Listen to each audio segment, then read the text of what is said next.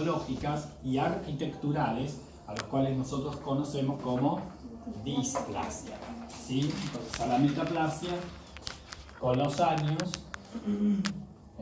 aparece la displasia.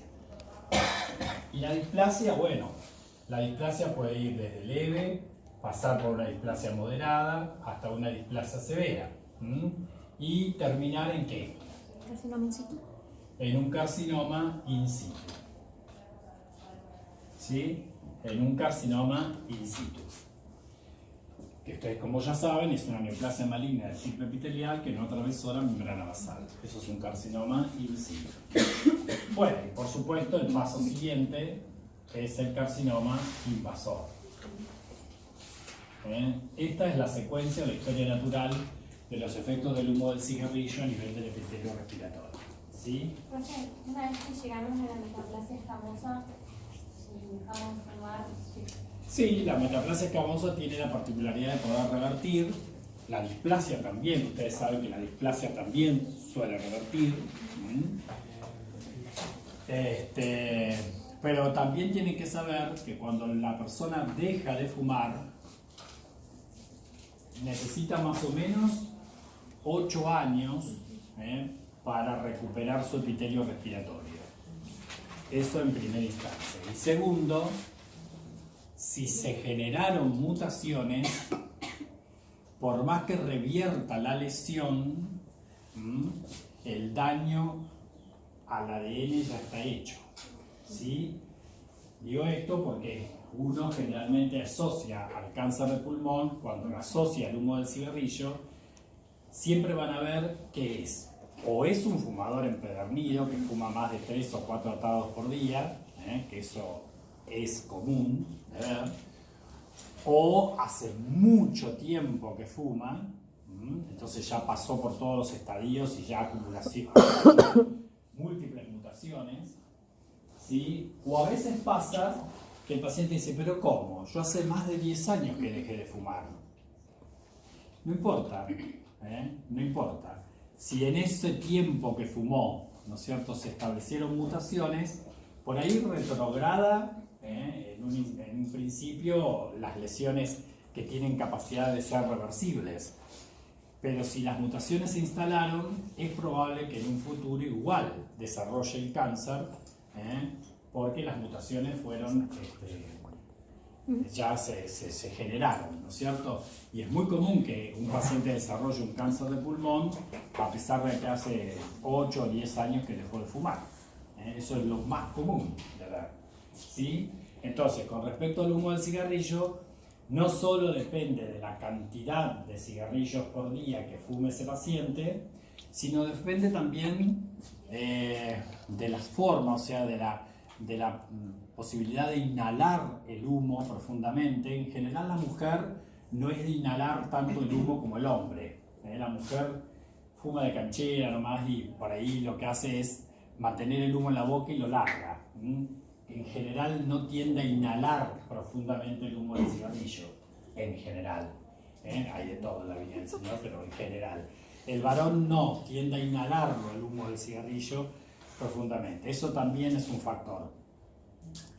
Entonces depende de la cantidad, depende de lo que fume, depende del tiempo que haga que fume. No es lo mismo que haya fumado 2 años que haya fumado 20 años. ¿Sí? Entonces, de todos esos factores. Fumar pipas, fumar habanos, en general, es menos riesgoso. ¿Sí? Pero generalmente terminan haciendo cáncer de boca, el cáncer oral. Entonces, estamos en la misma, no sé qué es peor, si un cáncer de la cavidad oral o un cáncer de pulmón. Yo preferiría el pulmón.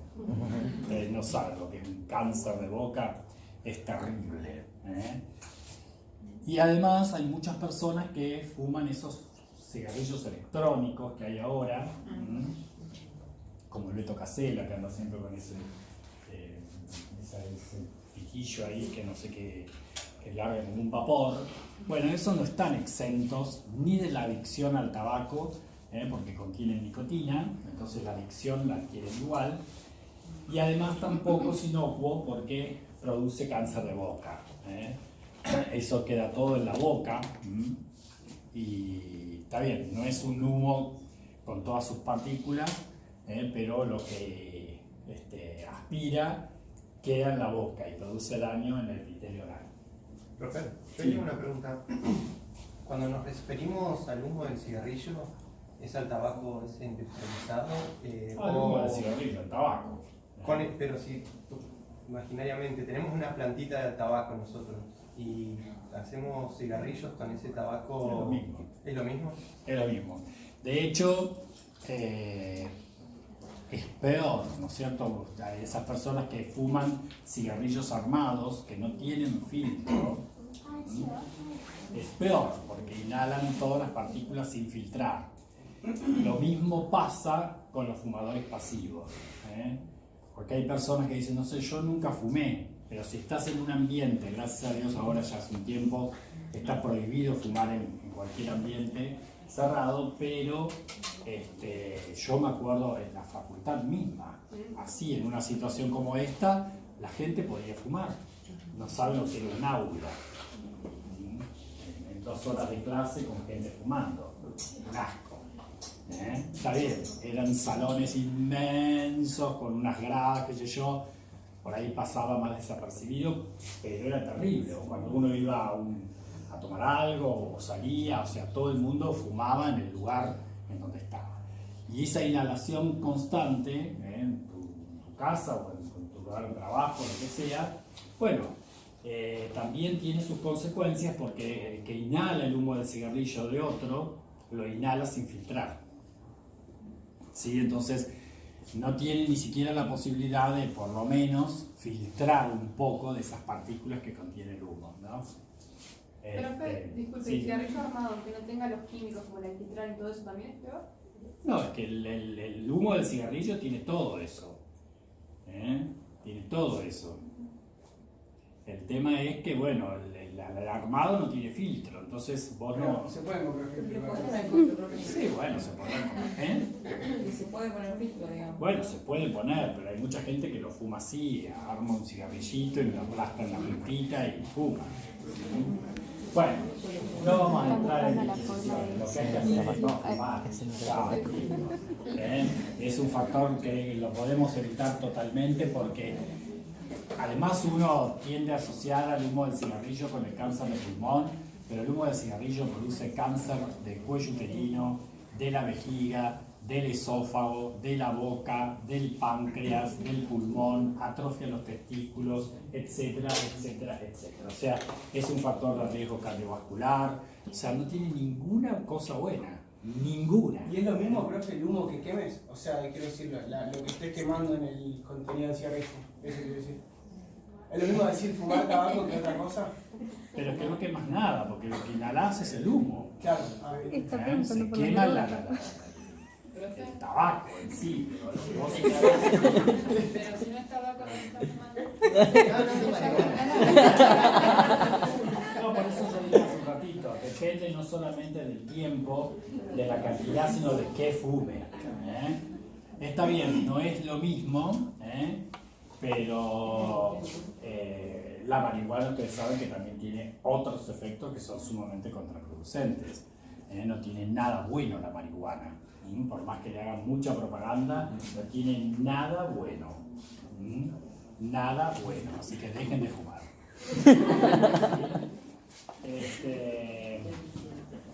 O sea, es una sustancia que por ahí tiene aplicaciones medicinales, yo no lo voy a negar, sí es cierto, con sus indicaciones precisas, pero el aceite del cannabis, ¿no? Estoy hablando de la marihuana esnifada, fumada, no sé. Bueno, muy bien. Entonces, con respecto a eso, tener en cuenta los factores. Por supuesto, como dije recién, hay otros factores que se sobreagregan, la polución ambiental, el smog. ¿Ustedes saben lo que es el smog? El smog es la suma del humo más la niebla. Eso es el smog. Bueno, entonces, Estos serían los efectos básicamente relacionados al humo del cigarrillo.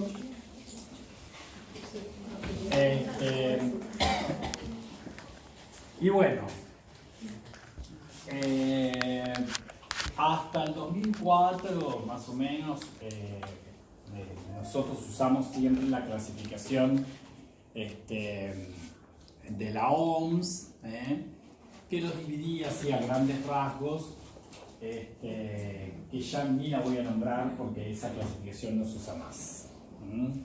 A partir del 2010, ¿no es cierto?, 2011, que fue publicada, estamos utilizando la nueva clasificación. ¿Por qué? Porque dado a los avances, ¿no es cierto?, bueno, no solo en patología, en neumonología, en oncología y en imágenes, se empezó a ver, ¿no es cierto?, de que no todos los tumores de pulmón o las neoplasias de pulmón tenían el mismo comportamiento, ¿no es cierto? Y empezaron a aparecer los tratamientos target, o sea, específicos para cada uno de los tipos de cánceres, o por lo menos para algunas variantes. Entonces, hubo toda una revolución ahí, y se sentaron a estudiar nuevamente patólogos, oncólogos, neumonólogos, y gente que se dedica a imágenes especialmente, y ellos, hubieron 3 sociedades, una americana, una europea y otra internacional del cáncer, que se dedicaron a hacer una clasificación que dejó de ser una clasificación tanto así histológica o etiológica para pasar a ser una clasificación basada en estudios multidisciplinarios, porque esta clasificación no solo se basó en el tipo de lesión específicamente, sino también en las imágenes que brindaba, etc. Entonces, donde participaron, digo, distintas especialidades relacionadas al pulmón. Y especialmente porque hubo cambios significativos, por ejemplo, en donde vieron que empezó a aumentar mucho el adenocarcinoma de pulmón, que pasó a ser la neoplasia más frecuente del pulmón. Nosotros durante muchos años dijimos que la neoplasia más frecuente del pulmón era el carcinoma de células escamosas, ¿sí?, durante muchísimos años. Hoy se ve de que la neoplasia más frecuente del pulmón es el adenocarcinoma. Bueno, además el adenocarcinoma es la neoplasia que se da más frecuentemente en mujeres, que se da más frecuentemente en no fumadores, especialmente. Y bueno, y con el hecho de que la mujer ahora fuma tanto o más que el hombre, hubo un aumento del cáncer de pulmón, pero vinculado especialmente a la variante de adenocarcinoma de pulmón. Entonces quedó establecido de que el adenocarcinoma es la neoplasia hoy por hoy más frecuente del pulmón. Ahora bien, también teníamos el concepto de que el adenocarcinoma era una neoplasia que tenía mejor manejo terapéutico y que generalmente tenía mejor pronóstico que el escamoso, ¿sí?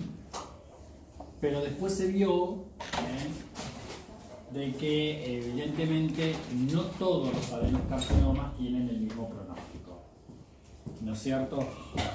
Entonces se pusieron a estudiar este tema y ahí surgió la nueva clasificación a partir del 2011 del adenocarcinoma en particular. Las grandes variaciones en la clasificación tienen que ver con el adenocarcinoma básicamente, ¿sí?, donde se eliminaron algunos términos en cuanto a la nomenclatura y cambiaron algunos conceptos básicamente vinculados al adeno, y se vio que tanto en cuanto al grado de diferenciación o al grado de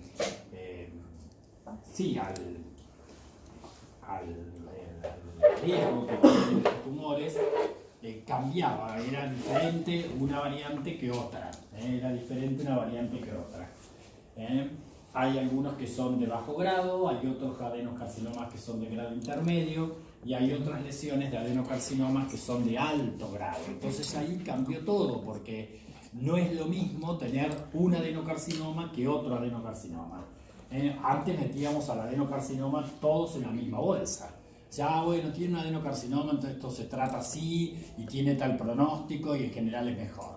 Y después se empezó a ver de que no, que uno tenía un adenocarcinoma y andaba bárbaro y otro tenía un adenocarcinoma y se moría rápidamente. Entonces se vio de que algo ahí estaba fallando, ¿no es cierto? Muy bien. Entonces, a la hora de diagnosticar los cánceres de pulmón, es muy importante tener en cuenta, primero, cuando el paciente obviamente va a venir con una clínica. La clínica de presentación de los cánceres es muy variada. Puede que una persona esté aún asintomática y tenga un cáncer de pulmón, y eso dependerá, ¿no es cierto?, del tamaño de la lesión, dependerá de la infiltración de la misma. Tengan siempre en cuenta que el pulmón es más importante la infiltración del parénquima que el tamaño de la lesión, ¿sí? Y además de la localización. Hay tumores que por su localización por ahí tardan mucho en dar síntomas, especialmente los que son periféricos en el pulmón, ¿no es cierto? Porque normalmente los cánceres pueden ser o periféricos o centrales, ¿no es cierto? Entonces, los periféricos en general, cuando no se relacionan estrictamente con bronquio, que no son broncogénicos, bueno, la sintomatología puede ser tardía. Sin embargo, aquellos que están relacionados estrictamente con el bronquio, la sintomatología es un poco más temprana, pero generalmente pueden tener un curso insidioso, o sea, tardan mucho en manifestarse. Por ahí el paciente se manifiesta cuando ya tiene un tumor importante, ¿no es cierto?, muy infiltrante, y de hecho, a nosotros casi siempre nos llegan carcinomas avanzados, ¿sí? Casi siempre, cuando uno hace el diagnóstico, ya es un carcinoma avanzado. Y ustedes sepan que los carcinomas avanzados muchas veces son irresecables, ¿sí? Entonces tenemos que ver a ver qué le vamos a ofrecer a ese paciente como tratamiento, que también varía de acuerdo a cada variante. El 70% de las neoplasias que uno ve están en estadio avanzado. Entonces el estadio es muy importante también a tener en cuenta. Entonces, ¿qué vamos a hacer primero? Bueno, si el paciente tiene clínica. ¿Qué clínica puede tener? Bueno, uno de los signos que suele aparecer es la tos. Una tos persistente, que puede ser no productiva o productiva, ¿sí? Pero una tos persistente. La tos es uno de los signos que generalmente suele aparecer en un paciente que puede ir perdiendo peso, obviamente, en un paciente que puede desarrollar dolor torácico en algún momento, que puede hacer compromiso pleural, con derrames pleurales, bueno, y que en la menor proporción de casos suelen hacer disnea. Es mucho más frecuente que hagan tos que disnea propiamente dicha. La disnea aparece cuando depende de la forma de presentación de ese tumor, del tamaño, ¿no es cierto? Hay tumores que hacen una progresión símil neumonía, entonces se comportan como si fuese una neumonía. Por eso el paciente entra en disnea. Ya vamos a ver cuáles son.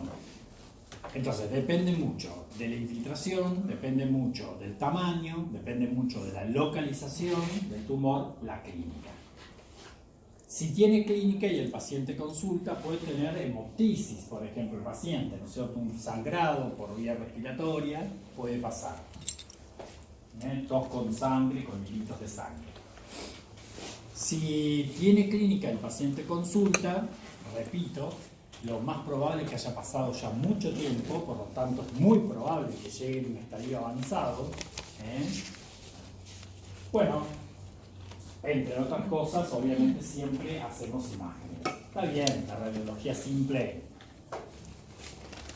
sirve, pero hoy casi siempre hacemos tomografías, porque especialmente tomografías de alta resolución, ¿sí? Porque por protocolo, ¿no es cierto? Y justamente por lo que indica la clasificación actual, ¿no es cierto?, es lo más óptimo. Las imágenes.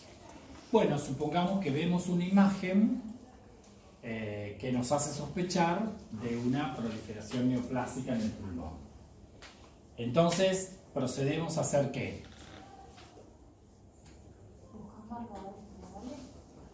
Entonces, lo primero que debemos plantearnos es: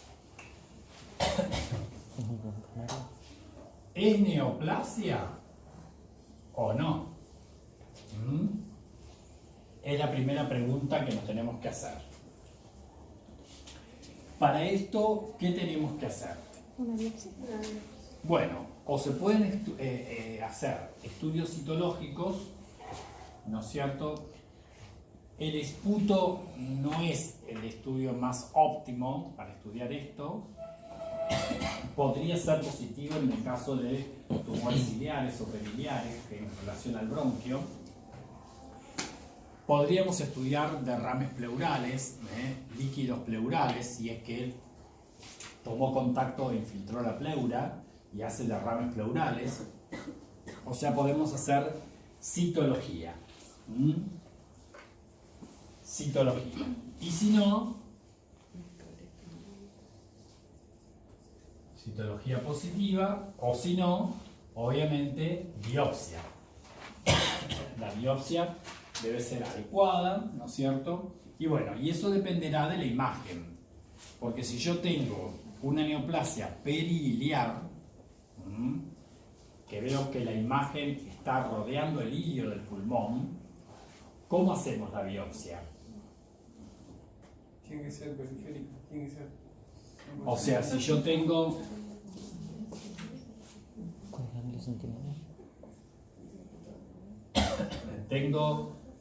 ¿no es cierto?, los pulmones y veo que el tumor está localizado acá, rodeando el ilio. ¿Y entrando por el bronquio? Claro, tengo que hacer una biopsia transbronquial, ¿sí? Una biopsia transbronquial. Lo que eso implica, ¿no es cierto?, que el paciente vaya al quirófano, ¿no es cierto? Eso no se puede hacer en el pie de la cama. Una biopsia transbronquial. Ahora, si veo una imagen, ¿no es cierto?, que está pegada a la pleura, o sea que es periférico, no central, bueno, lo más probable es que nos sirva hacer una biopsia transparietal, ¿no es cierto? Generalmente se pasa la aguja por encima del cartílago costal para evitar el paquete vasculonervioso, ¿sí? Entonces, hacemos la biopsia. ¿Qué es lo primero que me va a decir o le vamos a preguntar nosotros como médicos al patólogo? Bueno, le vamos a decir, ¿es una neoplasia? Bueno, yo les puedo decir sí, es una neoplasia. ¿Sí? Supongamos que tengo que es una neoplasia. Muy bien. Entonces, ¿qué necesita saber? ¿Qué necesita saber en primera instancia el cirujano? Me va a preguntar, ¿esas células pequeñas o esas células no pequeñas? ¿Sí? ¿Células pequeñas o células no pequeñas? ¿Por qué le interesa saber esto? Más allá del nombre del tumor. ¿Por qué le interesa saber esto al cirujano? ¿Qué les parece? Claro, ¿no es cierto? Porque si yo tengo un tumor constituido por células pequeñas, yo sé que los carcinomas de células pequeñas no se pueden operar. entonces ese paciente no va a ir a cirugía. En general pasan directamente a tratamientos adyuvantes con quimio o radioterapia, básicamente quimio. Por suerte responden bastante bien a la quimioterapia. ¿Por qué piensan ustedes que pueden responder muy bien a la quimioterapia?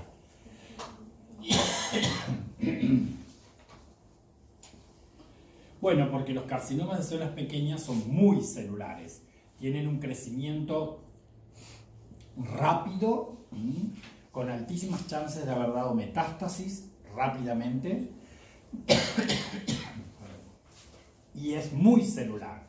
Entonces quiere decir que tiene una cantidad, un pool de células del tumor, ¿no es cierto?, en fase S. Cuanto más células, ¿no es cierto?, replicándose tiene, justamente en esa fase del ciclo la célula responde a la quimioterapia, ¿no es cierto?, en fase S, ¿no? Muy bien. Entonces este paciente no va a cirugía. Ahora vamos a ver alguna salvedad, que esto está ahora en la nueva, vinculado a los cambios. Ahora, si es un carcinoma no células pequeñas, que acá sí, cuando digo carcinoma no células pequeñas, bueno, ¿cuál puede ser? Y bueno, puede ser un escamoso, puede ser un adeno con todas sus variedades, puede ser un carcinoma de células grandes, otra neoplasia. Dentro de las células no pequeñas entran las otras. Pero todas las demás, esas pueden ir a cirugía. Tienen chance quirúrgica. Entonces me va a interesar a mí el estadio. El estadio es muy importante.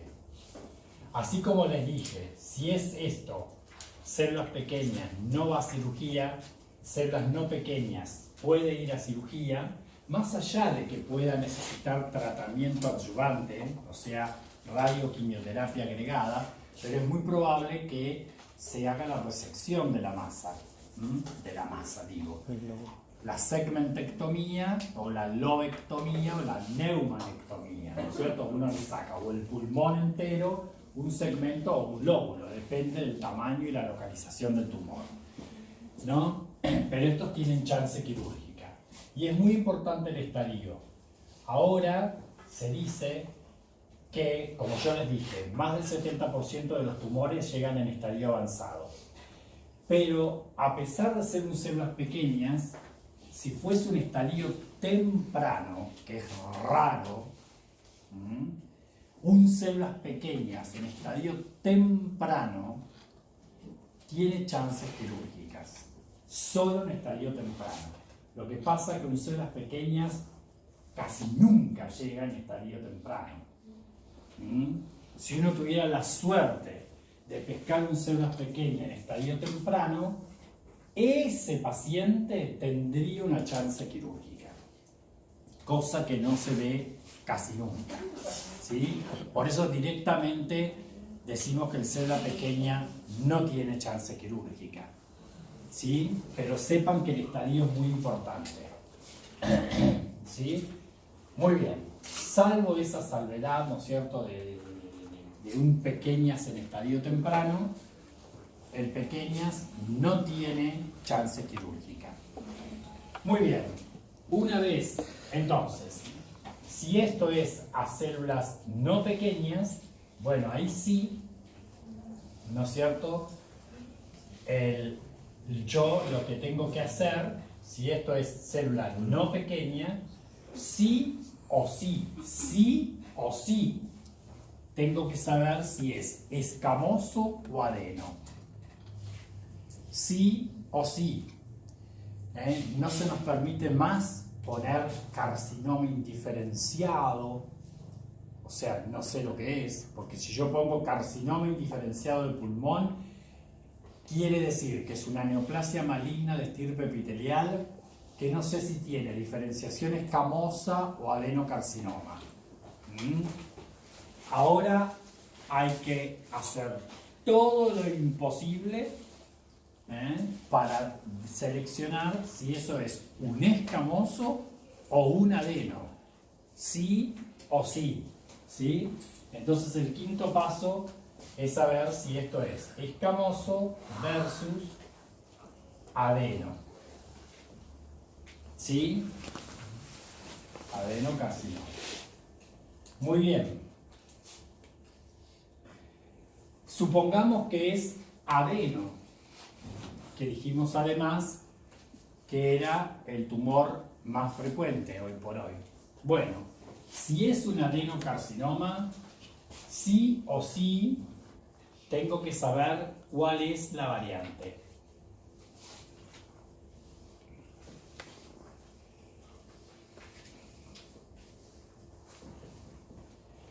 Si yo tengo dudas con la morfología, con la histología, bueno, por supuesto me puedo apoyar en la inmunohistoquímica. En la histoquímica y en la inmunohistoquímica. Hoy por hoy en general se marcan todos los tumores para estar seguros. Si uno no está seguro con la morfología, si uno ve que claramente es un escamoso, ¿para qué vamos a perder tiempo, no es cierto? Pero cuando uno tiene dudas si es un escamoso o es un adeno, podemos hacer inmunohistoquímica, ¿sí? Entonces, inmunohistoquímica para saber. Supongamos que certificamos que es un adenocarcinoma, o morfológicamente o con inmuno. Certificamos que es un adenocarcinoma. Como dije, sí o sí, ahora hay que saber cuál es la variante del adenocarcinoma. ¿Por qué? Porque cada variante de adenocarcinoma tiene un pronóstico diferente e incluso suelen tener tratamientos distintos. Algunos tienen ya su tratamiento blanco, una terapia blanco o target específica. Entonces, sí o sí, saber la variante. Por lo tanto, es muy importante, todos los adenocarcinomas van a biología molecular.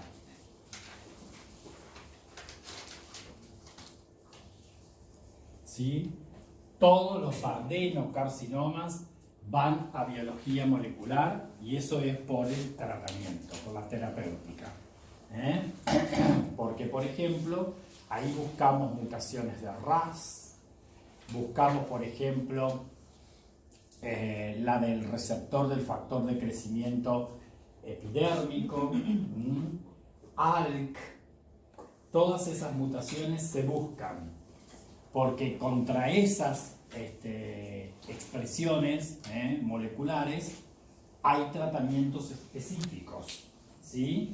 Entonces le va a ir mucho mejor al paciente ese en cuanto a la terapéutica si yo logro detectar, por ejemplo, si tiene mutación del receptor del factor de crecimiento epidérmico, hay un tratamiento específico para ese tumor. Y entonces, si nosotros le damos lo específico, lo más probable es que ande mucho mejor. Le vamos a aumentar la sobrevida y lo vamos a ayudar a que persista en el mundo. Va a andar muy bien o relativamente bien, y eso dependerá después de la variante, porque como les dije, hay variantes que tienen bajo grado, hay variantes que tienen grado intermedio y hay variantes que tienen alto grado, ¿sí? Entonces, ¿cuáles serían las neoplasias a tener en cuenta? Bueno, nosotros hemos hablado, bueno, primero hablamos del carcinoma escamoso. Como dijimos, el escamoso es más frecuente en el hombre. Es más frecuente que sea periliar. Es una neoplasia broncogénica. Se origina del epitelio del bronquio, ¿no es cierto?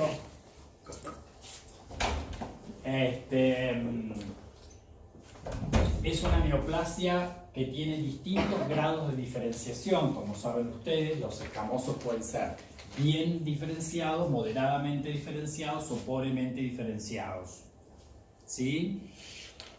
Más frecuentes en el hombre, dijimos, y tienen un alto índice mitótico, más que un carcinoma de células grandes, lo que antiguamente llamábamos indiferenciado. ¿Sí? Tienen un alto índice mitótico. Pero es la neoplasia del pulmón más fácilmente curable. De los bien diferenciados, más del 40% se curan. Disminuye, por supuesto, la cura con el grado de diferenciación. ¿Sí? El primer carcinoma escamoso diagnosticado fue en 1933 por el doctor Edward Graham, ¿sí? En San Luis, Missouri, en el hospital Barnes. Ahí se detectó en un médico, le diagnosticó él a un médico un cáncer de pulmón escamoso. Ese médico se curó y ese médico sobrevivió y se murió de otra cosa. De otra cosa. Sin embargo, el doctor Graham se murió de cáncer de pulmón. ¿Sí? Que el que diagnosticó el primer carcinoma escamoso. Este cáncer es el más curable, por eso que hay que llegar cuanto antes. Cuando su grado de diferenciación es bajo, cuando el tamaño es más pequeño, en lo posible es in situ, ¿no es cierto? Bueno, son tumores que ya la descripción macroscópica la vamos a ver cuando veamos la macro, para no repetir y no estar imaginándonos. La vamos a ver después cuando veamos la macro el miércoles. Por supuesto, después están los adenocarcinomas. Y me interesa, bueno, dentro de los escamosos sepan que hay queratinizantes. Ustedes saben que forman puentes intercelulares. Ese signo histológico es muy importante cuando yo tengo dudas, que estoy viendo la histología de un escamoso. Si tengo dudas con un adeno, fíjense que el escamoso hace puentes intercelulares, el adeno no. Y además hace perlas córneas, queratinización anómala, que el adeno no. ¿Sí? Esos dos signos son muy importantes a tener en cuenta. La queratinización con formación de perlas córneas, en el escamoso me refiero, ¿no? Y los puentes intercelulares, eso búsquenlo siempre, porque si yo tengo mucha duda y no veo mucha queratina que digamos, ¿no es cierto? Eso me puede salvar, me puede orientar a mí.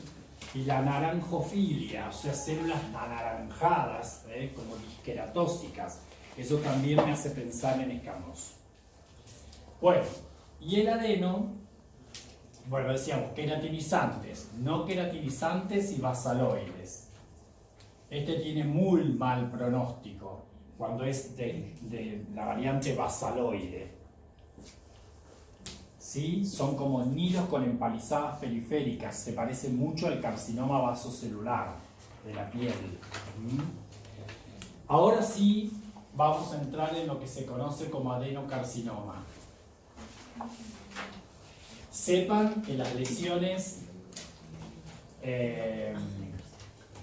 ¿cómo se dice?, preneoplásicas del carcinoma escamoso son justamente el carcinoma in situ, es la neoplasia, es la preneoplásica, el carcinoma in situ, y la displasia.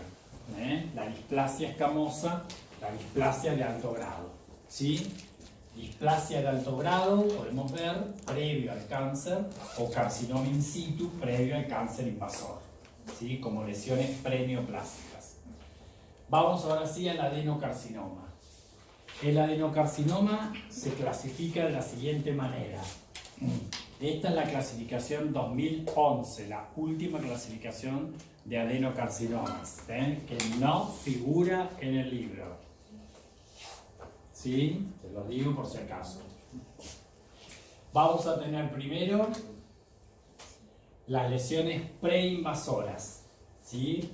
Las lesiones preinvasoras o preinfiltrantes, que son básicamente la hiperplasia adenomatosa atípica, que esta es la lesión preneoplásica del adenocarcinoma, la hiperplasia adenomatosa atípica, la hiperplasia adenomatosa atípica. ¿Cómo defino una hiperplasia adenomatosa atípica? Bueno, es una lesión que tiene menos de 5 milímetros. Menos de 5 milímetros. ¿Sí?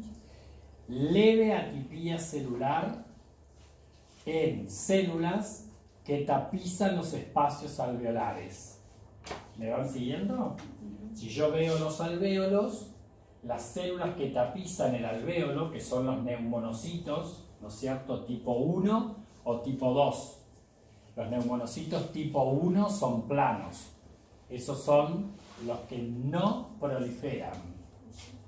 Y los tipo 2, que son los que sí proliferan, reemplazando a los tipo 1, cuando son dañados, y son los que forman surfactante. Son cuboideos. Bueno, la hiperplasia adenomatosa atípica es una lesión menor de 5 milímetros. Y lo que yo veo histológicamente es un cambio con leve atipía de las células que tapizan los espacios alveolares. ¿Sí? ¿Hasta ahí vamos bien? Y le sigue el adenocarcinoma in situ, el AIS. Estas dos lesiones, el AIS es el adenocarcinoma in situ. Estas dos lesiones son las preinvasoras. ¿Sí? ¿Qué es un adenocarcinoma in situ?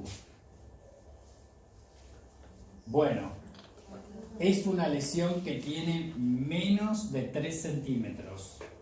3 centímetros, no milímetros, centímetros. Es una lesión que tiene menos de 3 centímetros. Que no infiltra la estroma, no infiltra los vasos, no infiltra la pleura, es in situ, ¿sí? Y que por tomografía de alta resolución da una imagen en vidrio esmerilado. Por eso es muy importante siempre correlacionar con la imagen. Lesión en vidrio esmerilado, menor de 3 centímetros, que tiene en su constitución, ¿no es cierto?, rasgos displásicos severos, o sea, marcada atipía, en las células que tapizan el alvéolo. Marcada atipía en las células que tapizan el alvéolo. ¿Sí? Generalmente tienen dentro de los patrones histológicos lo que se conoce como patrón lepídico. ¿Cómo? ¿Qué patrón? ¿Cómo? Lepídico. Esto que estoy diciendo yo, ¿no es cierto? El patrón lepídico era lo que antiguamente, y es lo que dice el libro, se llamaba carcinoma bronquiolo alveolar. Carcinoma bronquiolo alveolar. Carcinoma bronquiolo alveolar. Este término fue erradicado. Hoy se habla de adenocarcinoma in situ con patrón lepídico. El término lepídico fue acuñado en el 2011 por Adami, John George Adami. Y él dice que el aspecto de las células es como la aposición de escamas de las alas de mariposa. Por eso la describe así, como lepídico. El término lepídico viene de eso, de mariposa. Si yo veo la pared del alvéolo con los neumonocitos, estas células cuando entran en atipía hacen esto. Se ven como células en tachuela, como si fueran maripositas, células en tachuela, ¿sí? Y eso se denominó patrón lipídico. Los hay mucinosos y no mucinosos. Mucinosos y no mucinosos. Los mucinosos derivan de las células caliciformes. Los no mucinosos derivan de los neumonocitos tipo 2 o células de Clara. ¿Me siguieron? ¿Sí? Adenocarcinoma in situ con patrón lipídico, y los hay mucinosos cuando derivan de células caliciformes. Y presten atención a lo que estoy diciendo. Si derivan de células caliciformes, están en el bronquíolo. Si derivan de células no caliciformes, o sea, de células de neumonocitos tipo 2, están en el alvéolo. Por ende, el mucinoso generalmente es extensivo, a veces es pseudoneumónico, y es tan grande la proliferación a veces, ¿no es cierto? Más que grande, es multifocal. O sea, yo tengo el pulmón y por ahí tengo un foquito acá, un foquito acá, un foquito acá, un foquito acá, un foquito acá. ¿Se entiende? Esto, por más que sea un adenocarcinoma in situ de tipo, mucinoso, yo no voy a poder saber nunca si en algún foco de esos hay invasión. Por ende, hoy se está diciendo que el adenocarcinoma in situ de tipo mucinoso se lo trata como un invasor, porque uno no puede lograr histológicamente saber si en algún foco hay invasión. Y como es diseminado, extenso, multifocal, hay como muchos foquitos menores de 3 centímetros en el pulmón, ¿se entiende? Entonces, solo Dios sabe si alguno de estos focos tiene invasión. ¿Se comprendió el concepto? Miren que esto es muy importante. Bueno, pero entra dentro de los adenocarcinomas in situ. Lo que sí sabemos, que ya no hablamos más de carcinoma bronquíolo alveolar. Y sí sabemos, ¿no es cierto?, que el bronquíolo alveolar antiguo o adenocarcinoma in situ de tipo no mucinoso, ¿no es cierto?, se forma en la unidad respiratoria terminal, ¿sí? Porque hay adenocarcinomas que se pueden originar del epitelio respiratorio o de las glándulas submucosas del bronquio. Bueno, entonces ahí. Después tenemos los adenocarcinomas mínimamente invasores, los MIA. Adenocarcinomas mínimamente invasores. También dentro de los preinvasores sería eso. No. Esto es preinvasores. Esto es mínimamente invasor. ¿Qué es? El MIA también puede ser mucinoso, no mucinoso o mixto. Hoy ya el término mixto también se está sacando de la clasificación. ¿Por qué? Porque los adenocarcinomas mixto, entre comillas, es lo más probable que ocurra en el pulmón. en pulmón es muy frecuente que haya mezcla en una masa tumoral de patrones. Entonces siempre hay que multitaquearlo y ver todo el tumor, porque yo puedo encontrar áreas de adenocarcinoma clásico, convencional, con áreas de adenocarcinoma papilar, e incluso con áreas indiferenciadas, e incluso con áreas de células pequeñas. Entonces, la mayoría de las neoplasias de pulmón son mixtas. Por eso el término de mixto acá hoy se está sacando. Entonces, como el adenocarcinoma, mucinoso y no mucinoso, también está el MIA, que es un adenocarcinoma mínimamente invasor. ¿Qué quiere decir? Que es una lesión que por TAC de alta resolución da una imagen en vidrio esmerilado, más la zona de infiltración se ve blanca, como una coronita blanca, opaca, rodeando ese área de aspecto en vidrio esmerilado. Es una lesión menor de 3 centímetros también, pero que tiene infiltración menor de 5 milímetros. Menor de 5 milímetros. Menor de 5 milímetros para considerarlo mínimamente invasor. ¿Me siguieron? Sí. Entonces, lo que se le agrega al in situ es un área de infiltración menor de 5 milímetros.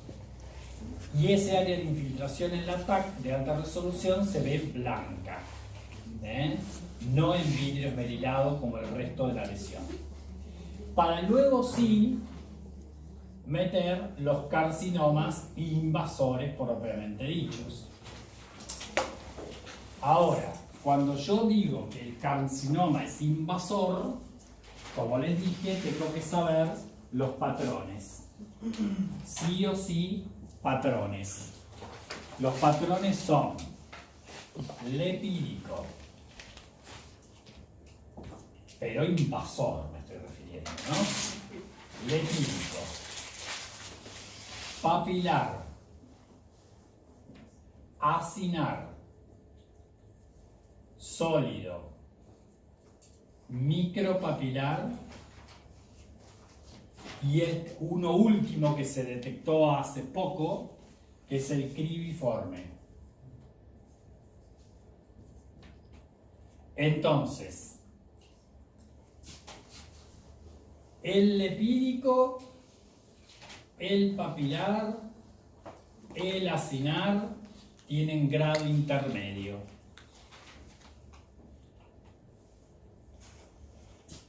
El sólido, el micropapilar y el cribiforme son de alto grado.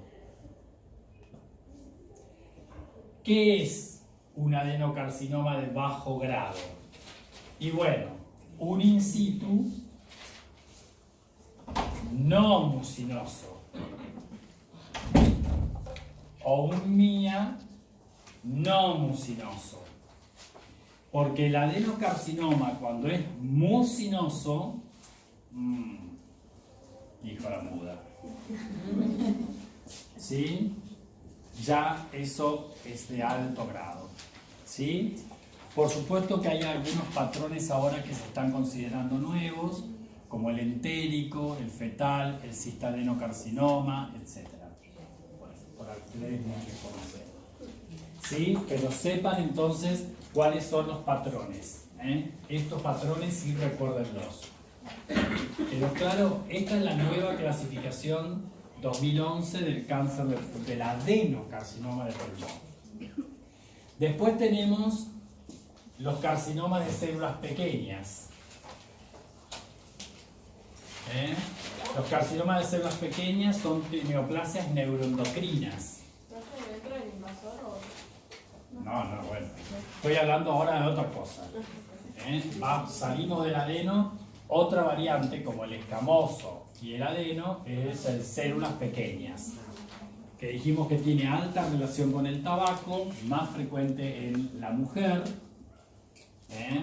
Eso no quiere decir que el varón no lo haga, ¿no? Pero es más frecuente en la mujer y tiene distintas variantes. La forma clásica, después tenemos una forma mixta, forma clásica, que tiene células pequeñas. La forma mixta, en este caso, es porque tiene células pequeñas y grandes. Pequeñas y grandes. Y la forma combinada es un células pequeñas más escamoso o adeno. Entonces, se dice, porque durante mucho tiempo se dijo que el células pequeñas, como era neuroendocrino, o por lo menos tenía diferenciación neuroendocrina, se originaba de las células K de Kulchinsky, ¿no? De las células de Kulchinsky, ¿sí? Que son las células neuroendocrinas. Pero hoy se cree que en realidad el carcinoma de células pequeñas se origina de células indiferenciadas, de células basales indiferenciadas. ¿Por qué? Por esto de que a veces hace pequeñas y grandes, porque a veces hace pequeñas más escamoso, porque a veces hace pequeñas más adeno, o es pequeña y hay células que forman moco. Entonces quiere decir que es muy probable que se origine en una célula que tiene capacidad de diferenciarse en distintos tipos celulares. ¿Quedó claro? Bien. Y después está en una bolsa de gato los carcinomas de células grandes. En realidad, esto está a punto de desaparecer del mapa. Porque en el carcinoma de células grandes nosotros ponemos todo lo que antes le llamábamos carcinoma indiferenciado. O sea, no es ni escamoso, ni es adeno, y tiene un patrón que no se parece a nada. O sea, o células enormes, bizarras, o células tipo osteoclasto multinucleadas, o símil linfoepitelioma-like, o el linfoepitelioma-like, que eso se lo vio como asociado al HPV. Entonces, o células de tipo sincicial, o de tipo sarcomatoide, o sea, es una neoplasia de pulmón epitelial, pero que no es ni escamosa ni adeno. Y todas esas variantes raras, rhabdoides, células claras, etc., se la meten dentro de un carcinoma de células grandes. ¿Sí? Que pueden tener diferenciación neuroendocrina, escamosa, adenocarcinomatosa, mezcla, clara, rhabdoides, etc. O sea, difiere totalmente del escamoso puro o del adenocarcinoma puro. ¿Quedó claro? Bueno. Y después tenemos los tumores neuroendocrinos propiamente dichos, en donde tenemos al tumor carcinoide. Los carcinoides se dividen en típicos y atípicos. Ya eso lo vamos a charlar la próxima. Típicos y atípicos.